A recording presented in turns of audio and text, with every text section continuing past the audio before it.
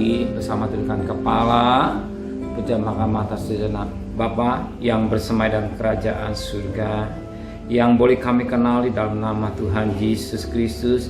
Terima kasih Tuhan buat pemeliharaan yang Kau berikan dalam hidup ini. Dan sebelum kami mengadakan aktes lain, kami mengadakan mesbah keluarga, mesbah pribadi, kami naikkan pujian penyembahan, dan kami rindu untuk mendengarkan renungan firman-Mu. Roh Kudus mengurapi hamba-Mu secara khusus. Roh Kudus mengurapi kami dan lembutkan hati kami, sehingga butir firman menjadi berkat buat kami, dan kami juga boleh naikkan doa syafaat kepada Tuhan. Haleluya, amin. Shalom, pagi. Mari sama-sama kita akan membuka firman Tuhan. Yohanes pasal 12. Yohanes pasal 12 ayat pertama sampai ayat ke-8. Yohanes pasal 12 ayat pertama sampai ayat ke-8. Yesus diurapi di Betania. 6 harilah sebelum Paskah, Yesus datang ke Betania, tempat tinggal Lazarus yang dibangkitkan Yesus dari antara para mati. Di situ diadakan perjamuan untuk dia, dan Marta melayani, sedang salah seorang yang turut makan dengan Yesus adalah Lazarus. Maka Maria mengambil setengah kati minyak nawar sumudi yang mahal harganya, lalu menyaking kaki Yesus dan menyakannya dengan rambutnya, dan bau minyak semerbak di seluruh rumah itu. Tetapi Yudas Iskariot, seorang dari murid-murid Yesus yang akan segera menyerahkan dia, berkata, "Mengapa minyak wasu tidak dijual 300 dinar dan uang diberikan pada orang-orang miskin?" Hal itu dikatakan bukan karena ia memperhatikan nasib orang-orang miskin, melainkan karena ia adalah seorang pencuri. Ia sering mengambil uang yang disimpan dalam kas yang dipeganginya. Maka kata Yesus, biarkanlah dia melakukan hal itu mengingat hari penguburanku. Karena orang-orang miskin selalu ada pada kamu, tapi aku tidak akan selalu ada pada kamu. Perhatikan firman Tuhan sangat baik buat kita. Firman Allah berkata pada ayat yang ke-5, "Mengapa minyak wasu tidak dijual 300 dinar dan uang diberikan pada orang-orang miskin?" Siapa yang berkata itu? Tidak lain adalah Yudas Iskariot. Yudas Iskariot melihat bagaimana Maria mempersembahkan minyak wasu.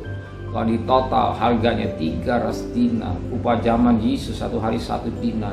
Dengan pengertian 1 tahun uang itu diberikan kepada Tuhan. Dia korbankan kepada Tuhan. Dia tidak hitung rugi, karena dia mencintai Tuhan, karena dia mengasihi Tuhan. Inilah sifat orang yang mengasihi Tuhan. Dia tidak hitung rugi untuk berkorban. Korban yang dilakukan pada saat itulah mempersembahkan minyak wasu 300 dinar.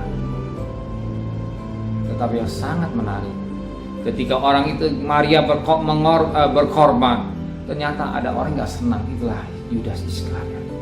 Inilah realita hidup manusia.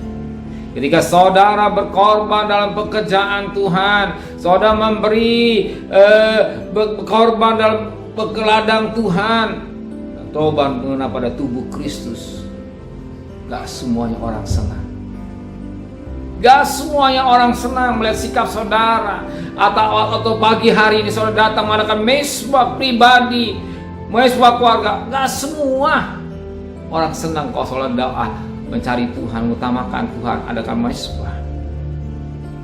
Demikian juga Maria saat itu, ternyata tidak ada orang yang senang. Kalau dia berkorban, semua sedang kata Bapak, itulah haknya Maria. Kalau Maria berkorban kepada untuk Tuhan atau mengenal pada tubuh Kristus, tubuh Yesus, itu tidak karena dia merasa ingin membalas kasihnya kepada Tuhan. Demikian pagi hari ini, kalau saudara korban tidak dasarnya karena saudara mengasihi Tuhan. Saudara ingin memberi, menyenangkan hati Tuhan, mengenal mungkin korban, mengenal pada tubuh Kristus buat pekerjaannya. Tapi tidak semua orang senang melihat sikap saudara. Dan jelas 2000 tahun yang lalu ada seorang yang tidak senang, itulah Yudas. Kenapa? Sebab hati Yudas melihat hati yang tidak baik. Karena Alkitab menulis dia seorang pencuri yang suka mengambil milik Tuhan, yang sedang untuk dipersembahkan kepada Tuhan, tapi dia ambil, dia pakai buat diri sendiri dengan alasan untuk sosial, sepertinya rohani. Uang itu baik diberikan pada untuk sosial, untuk orang-orang miskin, untuk desa orang-orang yang miskin, banyak mereka membutuhkan makan. Oke, puji Tuhan.